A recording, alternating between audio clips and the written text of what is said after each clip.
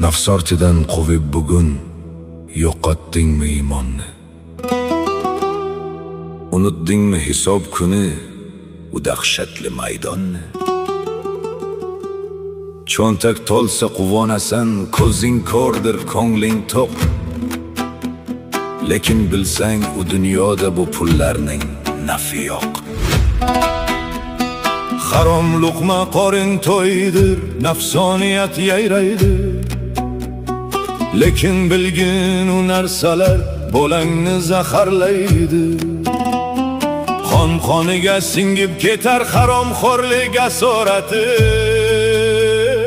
Sening bergan shu pulingdir o'ylangning kasofati. Qaydan keldi bu daromad? O'g'rilikmi, sudxo'rlik yoki yetim haqqini yeb ko'rsatdingmi daholik? Yaltiragan mashinalar, qasrnamo uylaring olov bo'lib yonar, bir kun kul bo'ladi o'ylaring. Xudodan qo'rqaylik ey odam bolasi, eshitilmas qabr ishra qalbning nolasi. Bugun imkon borida tavbaga shoshil, qiyomatda kutmoqda imtihon asli. Harom pul qorinni to'ydirgan bilan farzanding poydevorin zaharlar ekan. Musofirlik noni qiyin, halol topsang baraka.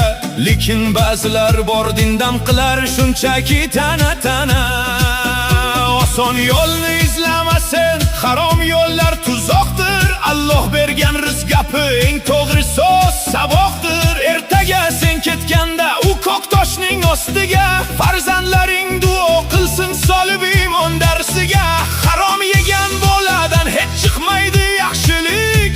Otaning xatosi deb chekishadi baxtsizlik. Qiymatda har bir tiyin so'raladi bittalab. Qayerdan topding deya turlar turar hisoblab. Tiling so'zdan qolgan damda guvohlik berar qo'llar.